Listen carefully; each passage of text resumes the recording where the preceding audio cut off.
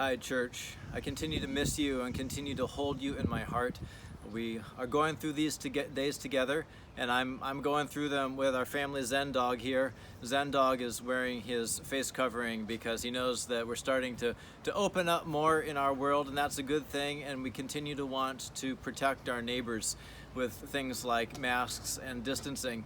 So our Zen Dog is giving us a good example of what's going on in the church right now, where in the church we are starting to talk about opening up.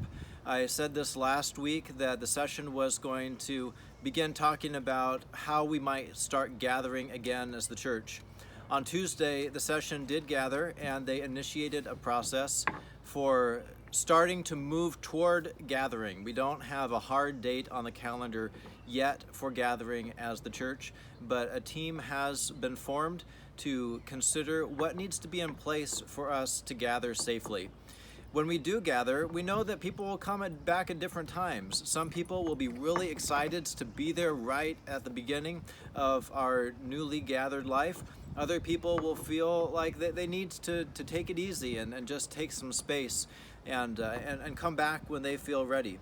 The main thing is that we are going to continue to be the church in some kind of gathered form soon, but also we're going to continue to take advantage of the online opportunities for being church with things like Zoom and Facebook Live. What we're moving into is not a shift back into what church was like before the pandemic. What we're moving into, and more people are saying this, we are moving into some kind of new era as being the church. Not just because for a while we're still going to be gathering and doing church with the threat of a virus in the world. It's because the world is going through such a major shift that a lot of our patterns for how we do church and how we live as a culture are going to change in ways that will make the old normal just a thing of the past. So this is going to challenge us to ask us how we can keep up with our vision, loving God, sharing relationships, serving others from the heart of Christ in the thick of a new context. Some people, and I really feel like I'm one of them, some people say that in the church it's almost like we are planting the church all over again in a new kind of world. And for sure, a lot of us will be in touch with a lot of the same people, and we'll care about a lot of the same things, but the way that we will do them is going to end up being kind of different.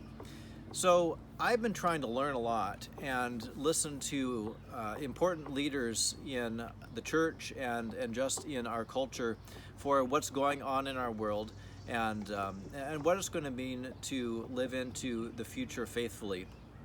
I'm really grateful that Shirley Wood forwarded me a video conversation between two really important voices in the world today. In the church, Pastor Timothy Keller, who was the former or founding pastor of Redeemer Presbyterian Church in New York City, and Dr. Francis Collins. He is the director of the National Institutes for Health and also a Christian and a scientist.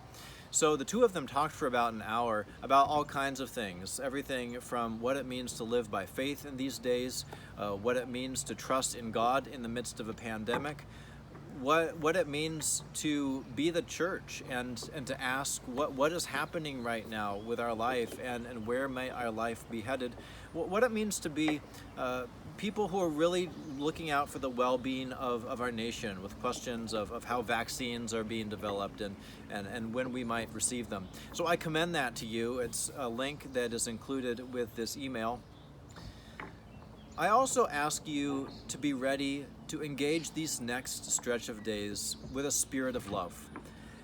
That is a high value for us as a church because it is the high value of the kingdom of God, the primacy of love, which means sometimes getting over the way we would like things to be in order to do something that might make us feel uncomfortable, might not be our first preference, but is something that we are willing to do for the well-being of someone else. And so I ask you to especially keep this in mind as we begin to approach our gathered life, that things are going to be different from how we're accustomed to them. We are going to have to sit farther apart. when we gather together, at least until there's a vaccine. We are going to need to worship differently, and this will mean things like, it will mean things for how we do music. We may need to take personal protective measures that wouldn't be our first choice, but will be something that we're going to need to ask people to do for the sake of how we are loving one another and loving each other in our community. These days really are stretching us, and I think what they're doing is helping us to see what is absolutely essential in our relationships with each other.